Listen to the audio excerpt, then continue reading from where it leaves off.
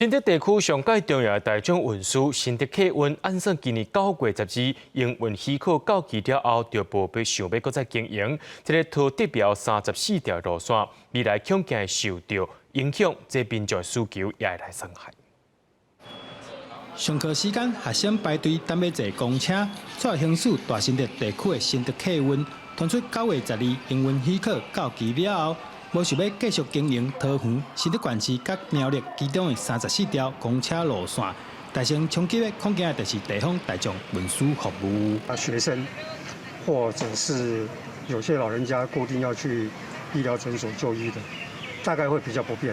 新竹的话，比较便利的交通方式可能就是公车。如果要去比较小的点，如果我们要坐火车的话，公车变少的话，确实会影响，可能会蛮。新竹监理站表示，确实有收到客运业者做一个提出无要搁经营这34条路线的申请，主要原因是受到疫情冲击，载客人数减真济，影响收入。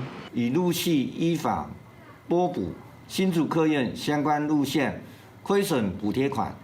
为新竹客运公司仍因不堪亏损，于本年3月30日申请34条公路路线不续营之申请。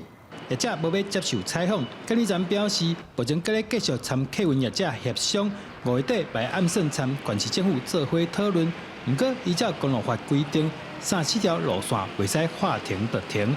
未来2年的时间，34条路线业者嘛是要依规定继续营运。记者张君和新竹报道。